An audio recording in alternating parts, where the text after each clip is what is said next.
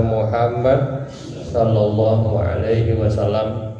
Beliau adalah manusia paling mulia. Beliau adalah manusia paling agung yang menjadi contoh bagi kita semua. Hadirin jamaah Jumat yang berbahagia, mengawali khutbah ini khatib ingin mengajak kepada kita semua, marilah kita terus berusaha menjadi manusia yang paling baik, manusia yang paling unggul, manusia yang paling istimewa, mengikuti jejak Rasulullah Sallallahu Alaihi Wasallam. Hadirin jamaah Jumat yang berbahagia, di dalam hadis-hadis Rasulullah Sallallahu Alaihi Wasallam banyak ditemukan hadis-hadis tentang siapakah manusia yang paling baik. Minimal ada 8 hadis, tetapi dalam kesempatan ini insya Allah akan disampaikan 4 hadis Rasulullah SAW yang berbicara siapakah orang yang paling baik, siapakah orang yang paling mulia. Di dalam keumuman kita sering memahami orang yang paling hebat kadang-kadang dimaknai mereka yang paling banyak hartanya. Ada juga yang memahami mereka yang paling tinggi jabatannya. Ada juga yang memahami mereka yang paling banyak anaknya dan lain sebagainya. Itu semua adalah indikator-indikator manusia, indikator-indikator yang diciptakan oleh kita, yang kadang-kadang setiap daerah, setiap lingkungan itu beda-beda. Akan tetapi jika kita merujuk kepada hadis Rasulullah SAW, ternyata semua itu tidak menjadi dasar untuk manusia menjadi seorang yang paling baik, paling istimewa.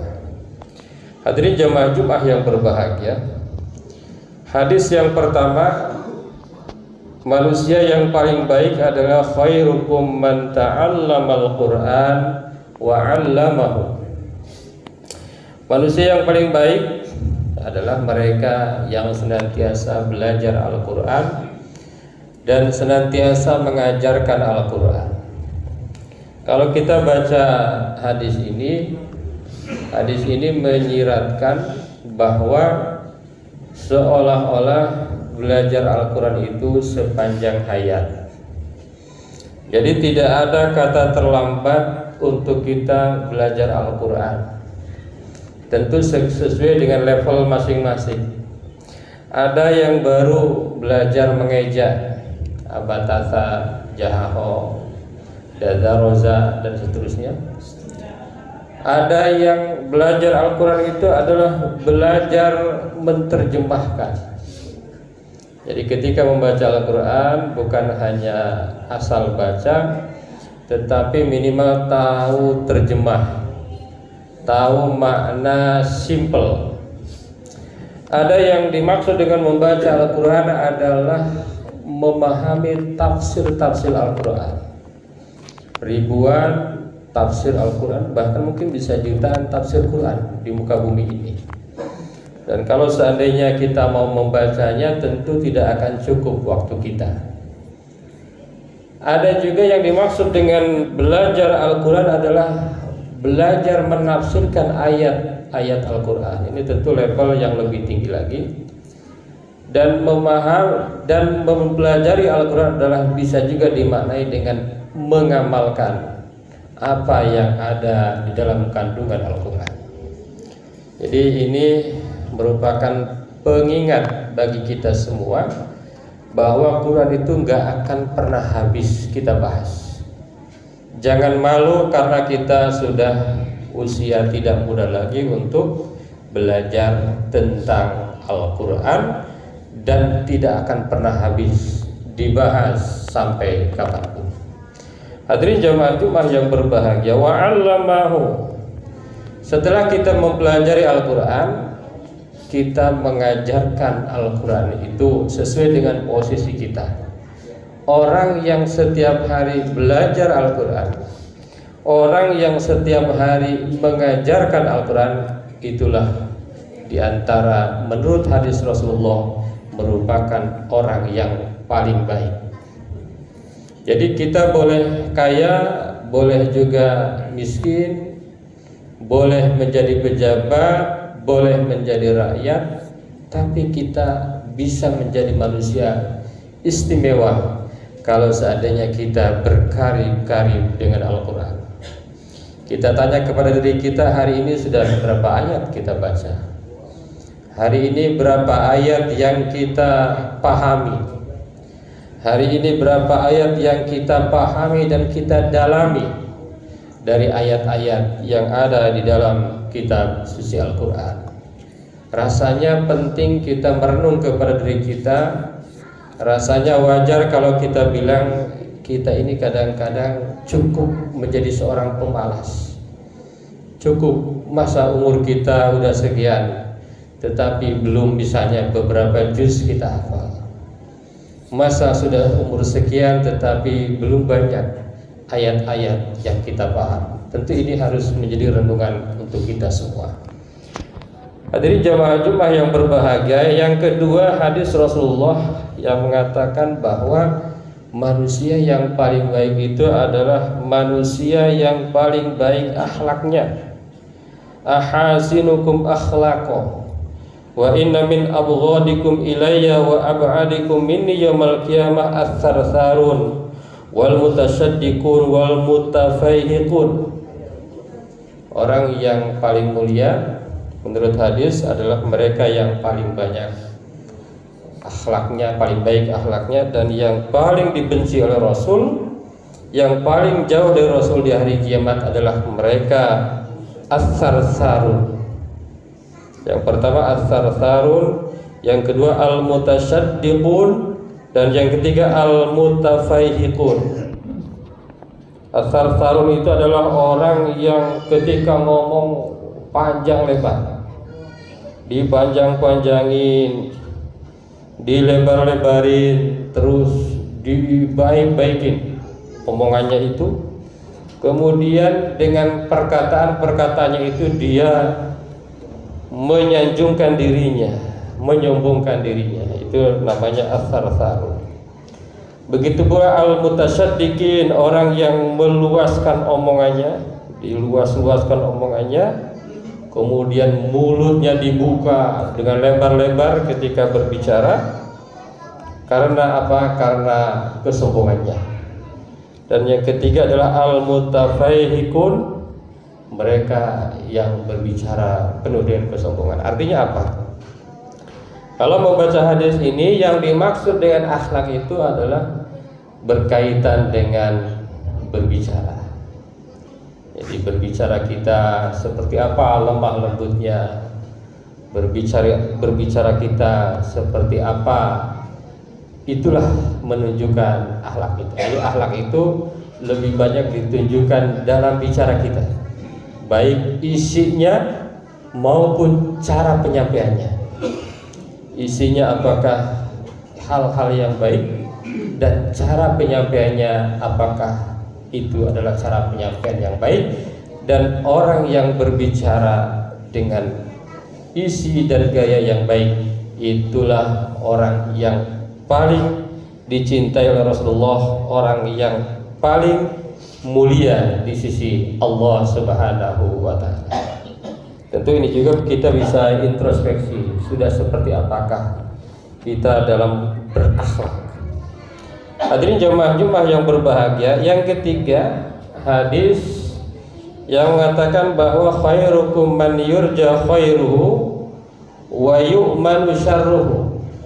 Yang paling baik di antara kalian adalah orang yang kebaikannya ditunggu-tunggu dan keburukannya tidak dikhawatirkan sedikit pun. Nah, ini orang yang paling baik. Sementara orang yang paling buruk adalah orang yang kebaikannya pun tidak ditunggu-tunggu dan keburukannya tidak membuat aman orang lain. Jadi seberapa kita ditunggu, kebaikan kita ditunggu, betapa kita bermanfaat bagi orang lain, dan keburukan itu tidak pernah dikhawatirkan oleh orang lain, nah itulah orang yang paling baik, paling mulia di sisi Allah Subhanahu wa taala. Hadirin jamaah Jumat yang berbahagia. Tentu ini mudah diucapkan tetapi sulit dilakukan dan harus terus kita tempa diri kita. Yang terakhir yang bisa disampaikan pada kesempatan kali ini, orang yang paling mulia menurut hadis Rasulullah adalah khairukum li ahlihi. Orang yang paling baik adalah yang paling baik terhadap keluarganya. Ini ada seorang Imam Asy-Syaukani namanya, rahimahullah, mengatakan fatarar rajula idza laqiya ahlahu kana aswa'an nasa akhlaqan wa asja'ahum nafsan wa aqallahum khairan wa idza laqiya ghairal ahli minal ajanib lanat arikatuhu wan basatat akhlaquhu wa jadat nafsuhu wa kathura khairuhu wa la syakka anna man kana kadzalika fa huwa mahrumut taufiq zaigun an sawa'it thariq.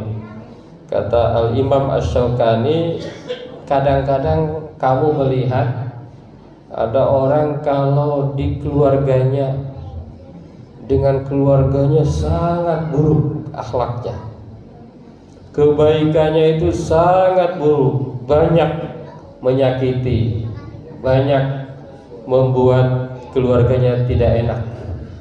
Tapi ketika berhubungan dengan orang lain, banyak pencitraannya, betapa banyak baiknya, betapa manis mulutnya. Kata Asy-Syaukani, orang yang seperti ini adalah orang yang tidak mendapatkan taufik, dan orang yang seperti ini sudah keluar dari jalan yang diridhoi oleh Allah Subhanahu wa taala. Lalu orang yang baik bagaimana? Orang yang kepada keluarganya baik, kepada orang lain pun baik. Itulah orang yang terbaik. Yang keempat menurut hadis Rasulullah Sallallahu Alaihi Wasallam. Hadirin jamaah Jumat yang berbahagia, tentu keempat ciri orang terbaik yang disampaikan hadis ini sungguh mulia, sungguh baik, akan tetapi memang untuk pelaksanaannya sungguh berat dan sungguh luar biasa. Mudah-mudahan kita senantiasa mendapatkan bimbingan dari Allah Subhanahu wa taala untuk senantiasa berusaha menjadi manusia terbaik sebagaimana hadis-hadis Rasulullah sallallahu alaihi wasallam. Barakallahu li wa lakum fil Qur'anil azim wa nafa'ana wa iyyakum ma fihi minal ayati wadh-dhikril hakim. Aqulu qali hadza astaghfirullahal azim.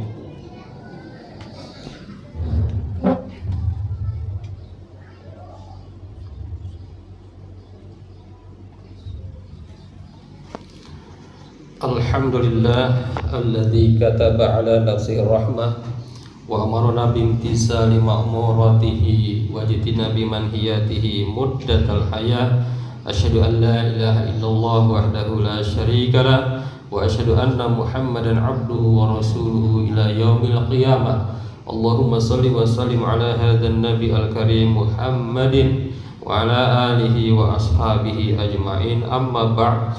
Faya ayyuhan nas ittaqullaha haqqa tuqatih wa'lamu anna Allah ta'ala qad wa'ada liman ittaqa bidukhulil jannah wa tawa'ada liman 'asahu bidukhuli jahannam ma'wa. Innallaha wa malaikatahu yusalluna 'alan nabi ya ayyuhalladzina amanu sallu 'alaihi wa sallimu taslima. Wardallahu an jami'i sahabati wal qarabati rasulillahi ajma'in. Amin ya Allah ya rabbal alamin. Allahumma ighfir lil mu'minina wal mu'minat wal muslimina wal muslimat al ahya'i minhum wal amwat. Allahumma aslih dhata bainihim waj'al fi qulubihimul imana wal hikmah wa awzi'hum ala ahdika alladhi ahadta ilaihim waj'alna minhum wa'tina bidolatil islam bihidayatika rahmatika wasi'ah wa taqabbal du'aana innaka antas sami'ul alim. Ibadallah Innallaha ya'muru bil 'adli wal ihsan wa ita'i dzil qurba wa yanha 'anil fahsya'i wal munkar wal baghi ya'idzukum la'allakum tadhakkarun wastaghfiruhu innahu huwal ghafurur rahim.